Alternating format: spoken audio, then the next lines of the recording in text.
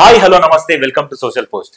ఈ రోజు మనతో స్టూడియోలో మనతో పాటు ఉన్నారు విన్నర్ కేకే వెల్త్ ఆర్కిటెక్ట్ అరుణ్ కుమార్ గారు. నమస్కారం సార్. నమస్కారం అండి.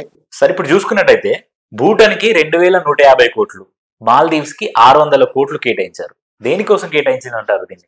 వెరీ గుడ్ అండి, చాలా స్పెసిఫిక్ క్వశ్చన్ అడిగారు. ఓకే, దీనికి మనము ఎప్పుడైనా సరే ఈ భూటాన్కి అనే దానికంటే కూడా నైబర్హుడ్ కంట్రీస్ కి మనం అలొకేషన్ విధానాన్ని గురించి కొంత తెలుసుకోవాలి. నార్మల్గా ఫారిన్ ఎక్స్టర్నల్ అఫేర్స్ మినిస్ట్రీకి లాస్ట్ ఇయర్ 25,000 కోట్లు కేటాయించినప్పుడు ఈ సంవత్సరం 20,000 కోట్లే కేటాయించారు. దాదాపు 20% తగ్గించారు.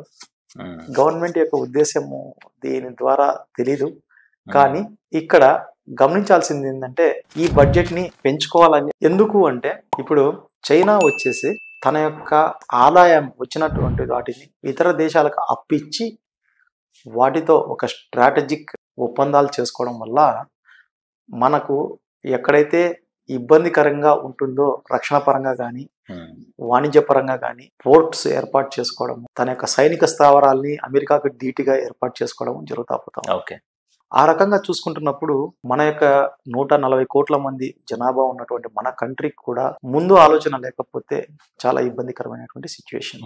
ఈ యొక్క 2150 కోట్లు అనేది భూటాన్కి ఎందుకు ఇంపార్టెంట్ అంటే నార్త్ ఈస్ట్ కి చైనా బార్డర్ కి ఉన్నటువంటి కంట్రీ. సో మన నైబర్హుడ్ కంట్రీస్ లో ఇప్పుడు మనం స్ట్రాటజిక్ గా రేపొద్దున సపోజ్ లడక్ దగ్గర యుద్ధం జరిగింది, మనం స్ట్రాటజిక్ గా మూవ్ అవడానికి నేపాల్ చైనాకి తొత్తులాగా తయారవుతుంది.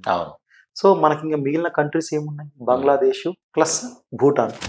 సో భూటాను ఎప్పుడు కూడా ఒక ఇండియాకి ఈ 75 సంవత్సరాల్లో కూడా ఫ్రెండ్లీ కంట్రీనే. చైనా ఎంత ఒత్తిడి చేసినా కూడా లొంగనటువంటి కంట్రీ.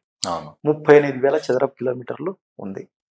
సో 38,000 చదరపు కిలోమీటర్లలో మనకి చైనాకి స్ట్రాటజిక్ గా మూవ్ అవ్వాల్సినటువంటి ఎన్నో ప్రదేశాలని మనం ఇండియా ఎన్నో లాంగ్ బ్యాక్ గుర్తించడం వల్ల భూటాన్కి సహాయం అందించడం కానీ, లేదా అక్కడ ఇన్వెస్ట్మెంట్స్ చేయడం కానీ, లేదా అకౌంటబిలిటీ 2,150 రూపాయలు నైబర్హుడ్ కంట్రీస్కి చేయడం వల్ల చాలా ఉపయోగం ఉంది. అలాగే మాల్దీవ్స్కి కూడా.